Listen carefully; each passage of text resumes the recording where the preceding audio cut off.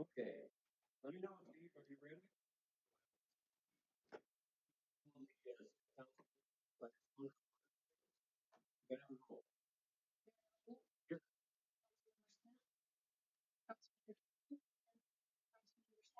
Here. Let's try this for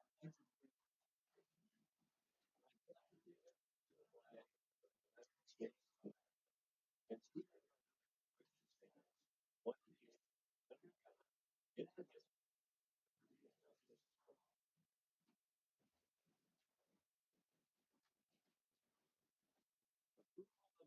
Is there any delusions from the past?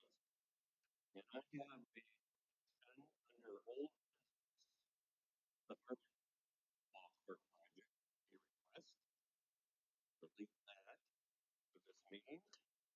And also under new business item, which is authorization to allow staff funds to for operating. Which further goes before the speak. Any other changes or to the agenda? Hearing none, motion to approve. It's been moved and seconded. All in favor, say aye. Aye. All opposed, say no. Motion carried. Next up is consent. The consent agenda contains the following items for approval. The February 2025 regular meeting minutes, the payment of claims, listing of bills. Entertain the consent. It's been moved and seconded. Any discussion? Hearing none, all in favor, indicate by saying aye. Aye. All opposed, say no. And motion carried. Community concerns. Have anyone signed in for community concerns?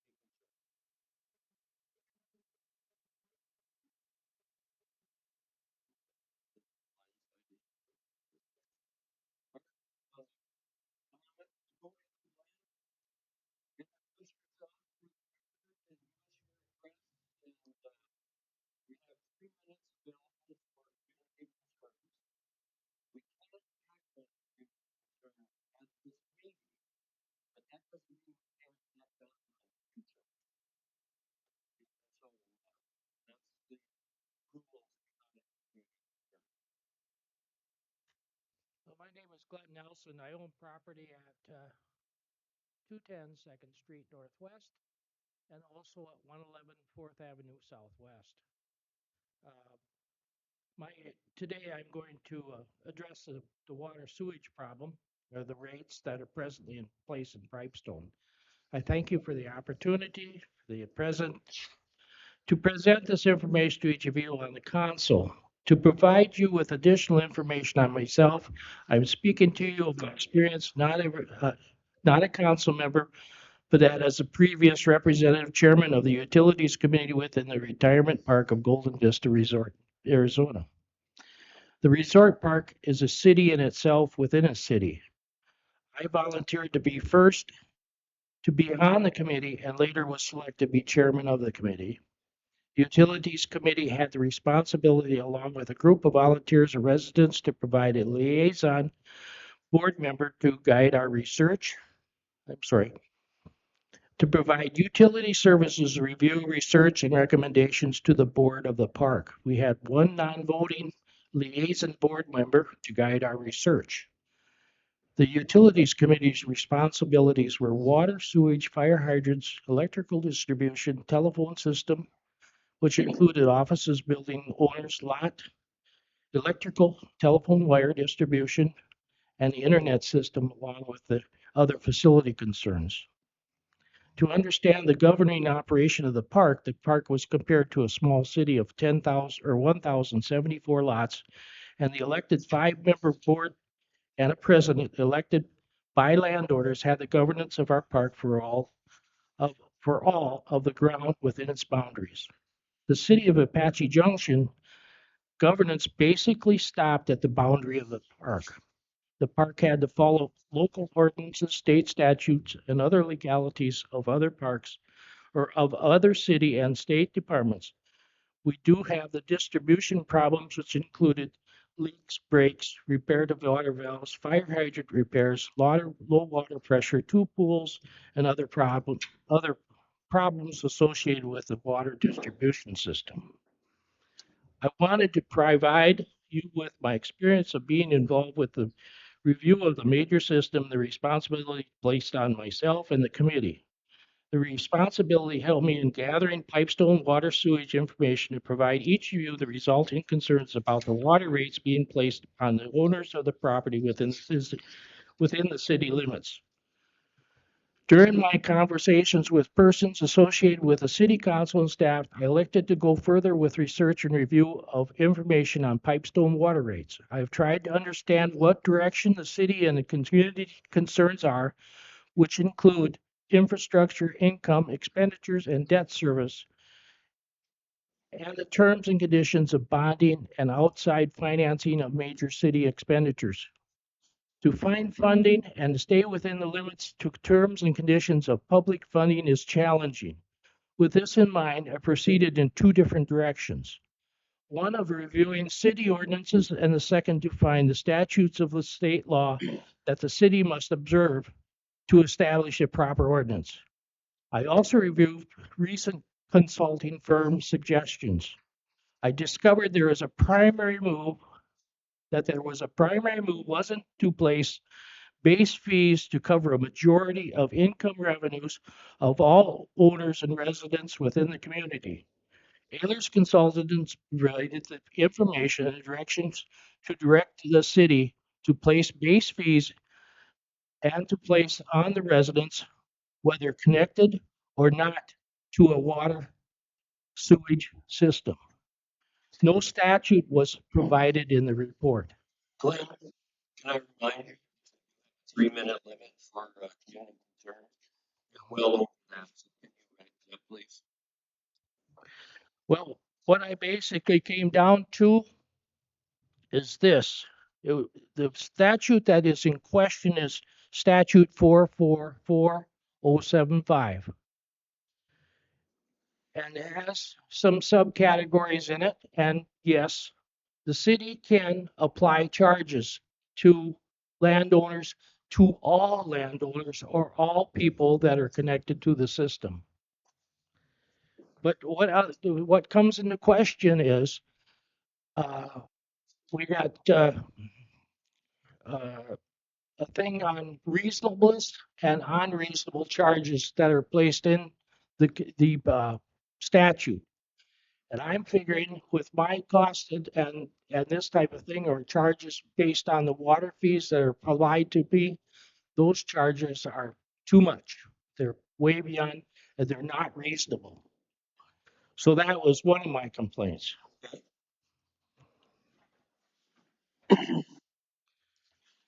Anything else? Well, when it comes to the amount of debt and that is being placed on, being uh, placed on to the landowners in relation to service debt and this type of thing. I did come up with a report, and the report stated that the actual usage of water expenditures, income and expenditures for 24, that cost would be $5.40 that would be applied to each landowner or owner in costs for breaking even on the expenditures and the income. And I wanted to report that to you that you're on the right track. Thank you. But again, going back to uh, those charges, I am finding that they're exorbitant and within the law of that statute, it does have a statement in there or a section on the reasonableness or on the unreasonable charges that can be placed on a, a person. And what I basically found in the short is that those charges are too much. Uh, in the second category is if you read into the statute, kind of get the feeling is the the city can finance and appropriate money through to, to accomplish this. But what the statute is basically heading through is that it's going to assist the city for its income or expenditures, not to be the full brunt of the storm and paying for the majority of the costs. And I thought I could get more explanation on it, but it's pretty difficult to cover this report in 3.5 minutes. Yeah, right. A lot of information here. Appreciate you having us time to get through it. We can email and come back behind it. For, certainly, thank you. The short of this is that with those fees the way they are, they're way beyond what they should be, and that's against the law, the statute itself. So either you're going to follow that statute or you're not going to follow that statute. And be responsible for that. I wish we had some of these costs. Well, it's a difficult issue, I know, and the statutes are uh, set up for a broad spectrum of occurrences. But again, I don't see how you can apply this statute because it's going to basically be against you because you have to apply it to all people within the city, and the charges have to be reasonable. Yeah. Yes.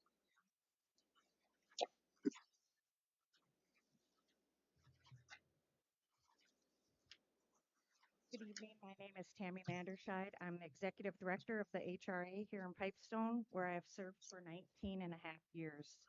I'm here to voice my concerns in regards to the decision of the City Attorney that three of the HRA's current board commissioners were disqualified from membership because they do not reside in, and I quote, the area of operations of the authority. Please know that I seek to serve the best interest of the HRA as its executive director. I do ask for recommendations.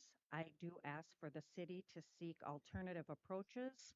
And I am concerned about the unintended consequences and ensuring the continued good works of the HRA and its relationship with other communities and with HUD. It is an important fact that the HRA's area of operations is throughout Pipestone County and a small portion of Rock.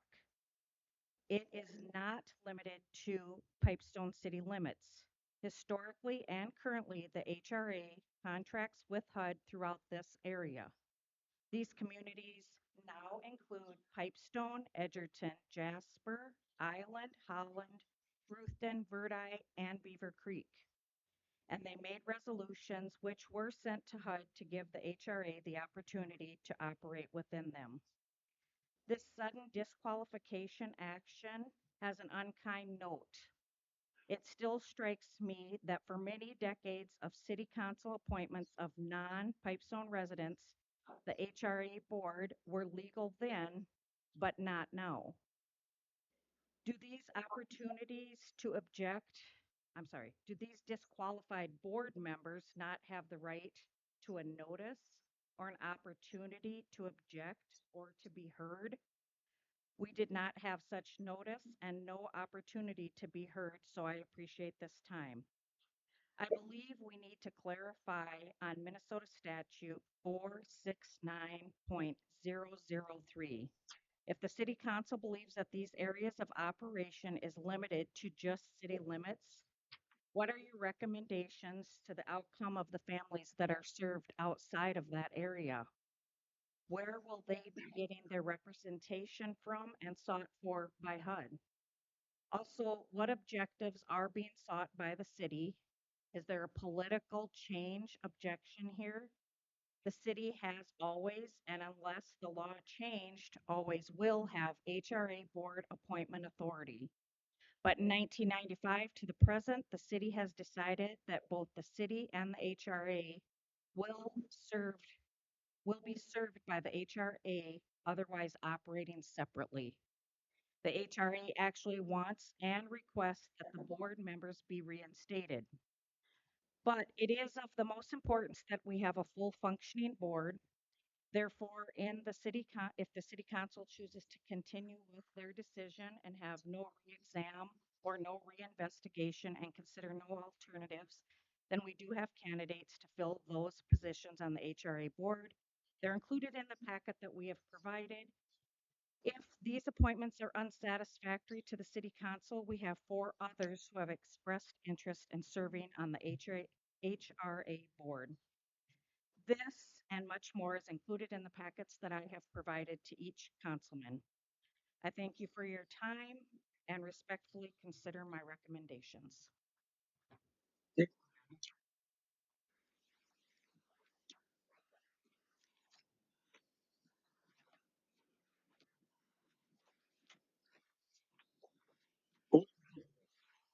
That can be how I made. We said you hire people outside of agreement. And because you um, we had approved entertainment for our liquor license, and since decided interest for correct. They're earning because they do not live. So, take a motion. Uh, with the second, is there any saying aye? That motion.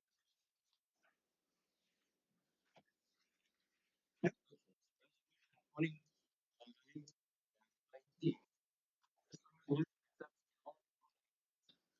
It's not the creation of housing, the city, ugly, existing sets of people. So, we should be one, the good, use women, bodies, that are good. But they just go to the dollars in the system. Start looking at you. Quit. And I to market $400.14 to assist marriage the twins who trip. Or your plus $409.14 to assist with $499.14 to assist with the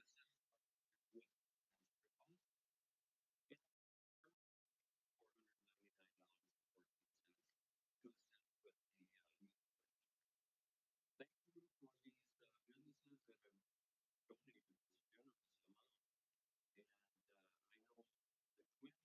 and the swimming lessons at the rec center have been extremely popular too. I've heard some very good comments back from parents that their child is actually learning about swimming. Great program. And then the remodeling there at the city hall for Incubator. They were hoping to have one business starting there. And we do have one space available at this time. It's very nice to meet someone's interested. So again, thank you. Okay. Yeah.